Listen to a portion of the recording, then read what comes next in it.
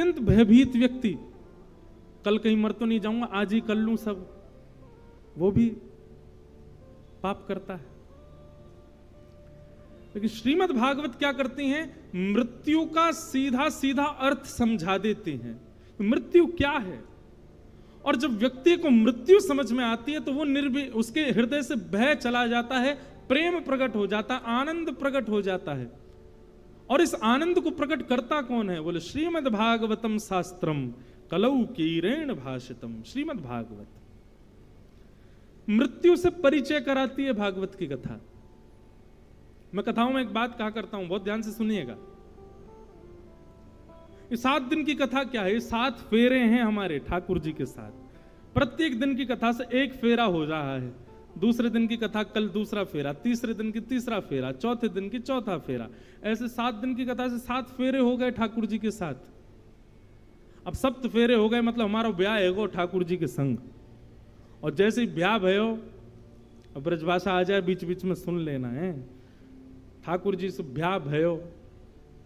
अब भयो को वयो मत समझ लेना, वयो वयो मतलब गया है कि चले जाओ। क्या होता है वयो का मतलब, गया, वो गया, उसको ऐसे बोलेंगे वयो। तो भयो, भयो को ये ब्रजभाषा है, हिंदी में बोलते हैं हुआ, भयो हुआ। तो क्या बता रहा था मैं, भूल गया हैं। हाँ, 7 दिन की कथा। वाह महाराज जी, अच्छे श्रोता हैं आपके। तो हाँ, 7 दिन हमारा ब्याह हो गया। अब सप्ताह के बाद हम तो चले गए कथा करके, और ब्याह करके सब बहुओं को यहीं छोड़ गए। हमारी बहू नहीं, ठाकुर जी की बहू। हम तो ब्याह पढ़ाने वाले पंडित जी हैं, हम तो ब्याह करा रहे हैं। ब्याह के बाद ठाकुर जी तो चले गए। अब क्या है, अब प्रतीक्षा है। प्राचीन काल के भारत में ब्याह हो जाता था, गौना नहीं होता था। गौना होता था कुछ वर्षों बाद। ठीक वैसे ही आप सबका 7 दिन में ब्याह तो हो गया ठाकुर जी से कथा सुन के, अब गौने की प्रतीक्षा करो। गौना क्या है, मृत्यु ही गौना है, मृत्यु गौना है। श्रीमद् भागवत के श्रोताओं को मृत्यु मृत्यु नहीं दिखाई देती, उनको अपना गौना दिखाई देता। वो हमारा गौना है। घर के 4 सदस्य लेकर के जाएंगे, सजा धजा करके लेकर के जाएंगे, राम नाम का कीर्तन करते हुए जाएंगे, और चिता रूपी विमान पर हमको लिटा देंगे।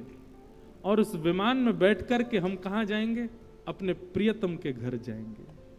एक बहुत सुंदर पद है, मुझे बहुत प्रिय लगता है, बहुत अच्छा पद है।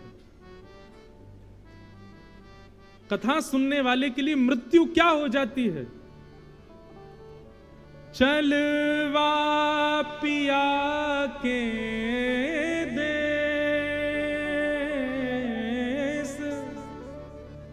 चलवा पिया के देश, सजनी चलवा पिया के देश, सजनी चलवा पिया के। बहुत सुंदर भाव है। भागवत कथा सुनने वाले श्रोता के चित्त में मृत्यु की झांकी कैसी होती है, ऐसी होती है।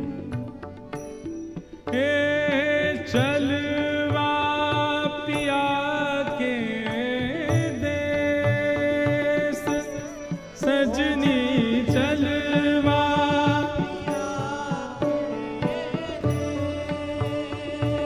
सजनी चलवा पिया के देश, ओ सजनी चलवा पिया के देश। कैसा है वो देश।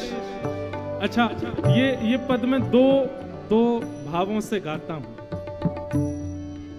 पहला भाव, जो जीवित अवस्था में सब छोड़ वृंदावन जाना चाहते हैं उनके लिए भी ये भाव है। और दूसरा, जो अपनी मृत्यु की प्रतीक्षा कर रहे हैं, प्रतीक्षा मतलब जो अपनी मृत्यु को गौना मान चुके हैं, प्रतीक्षा नहीं गौना है वो, जब हो तब समझेंगे कि प्रियतम बुला रहे हैं, चल देंगे उनके पास। ये दो कॉन्टेक्स्ट में मैं गाता हूं, या तो वृंदावन जाने वाले या फिर अपनी मृत्यु को गौना मानने वाले।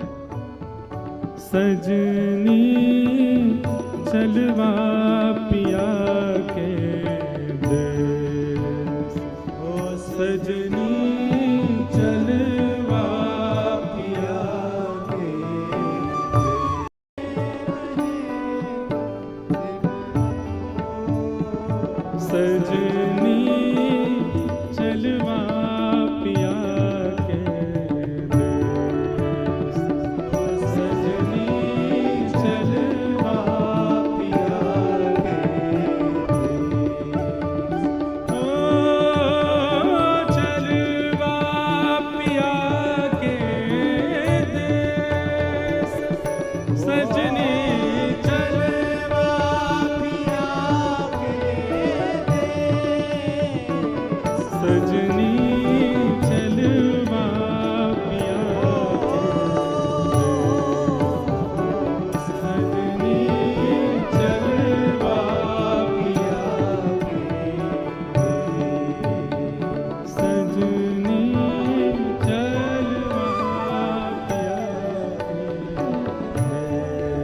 सजनी चलवा पिया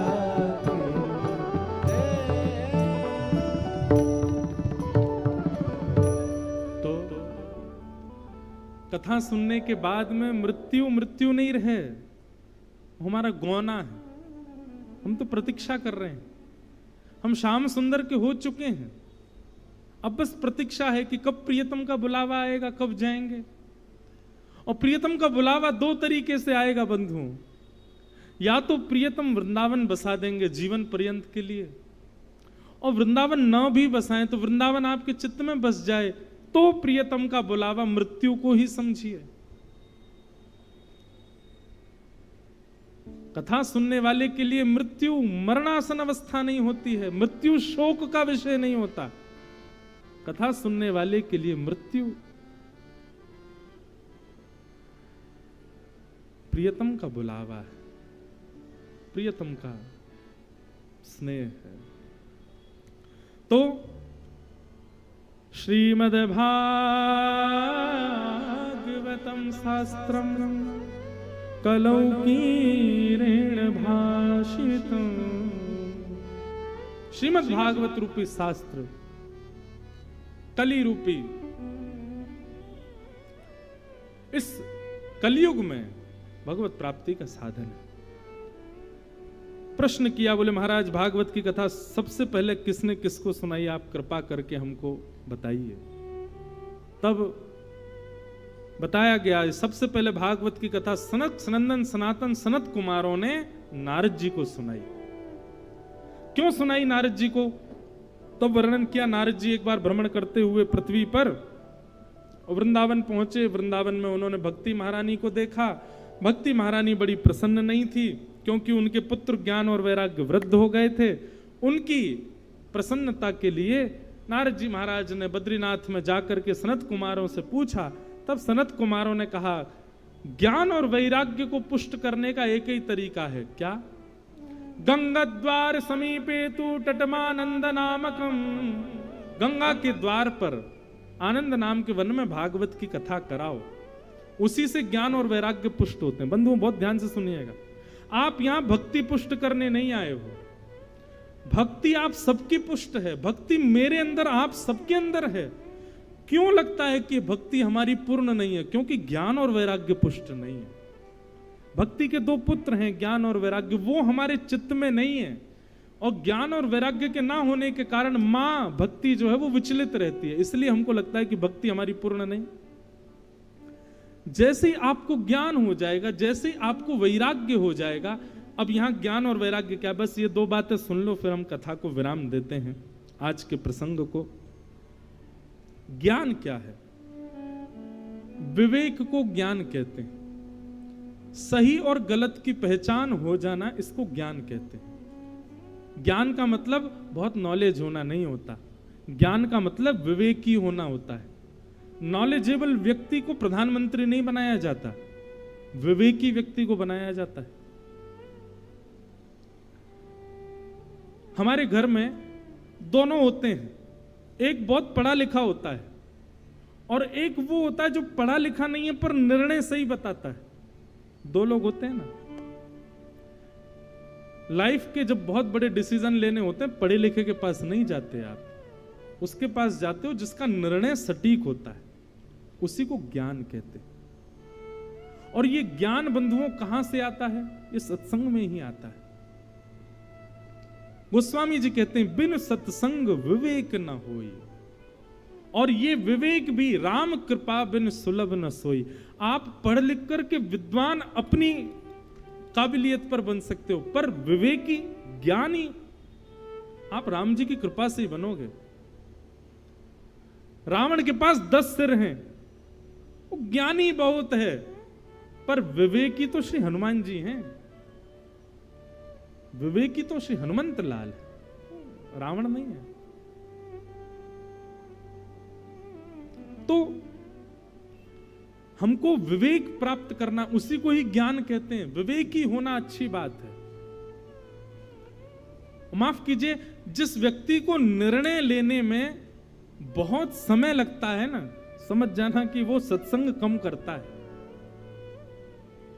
और जो व्यक्ति अपने जीवन में आई घटना हो, दुर्घटना हो, उस पर चंद विचार करके और निर्णय लेता है, और जो निर्णय लेता है वो सबके लिए उचित होता है, समझना ये सत्संगी व्यक्ति है। सत्संगी व्यक्ति की पहचान है। एक और बात इसमें भी चूक है कि कई लोग हैं वो बिना सोचे समझे निर्णय लेते हैं, वो भी गलत है, वो भी सत्संगी व्यक्ति नहीं है। तो पता कैसे चले निर्णय ठीक है? निर्णय में सबके सुख का विचार हो, सबके हित का विचार हो, और निर्णय लेने में ज्यादा समय भी ना लिया गया हो, तो समझ जाना सत्संगी व्यक्ति है, सत्संग करता है। ये ज्ञान का स्वरूप है।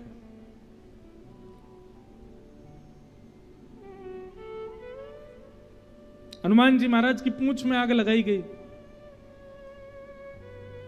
अगर ज्ञानी नहीं होते तो विचलित हो जाते, जरा से पट्टा लपेटे गए पूंछ पे तभी उछल कूद मचा देते, नहीं खड़े ही रहे। ये विवेकी व्यक्ति का लक्षण है।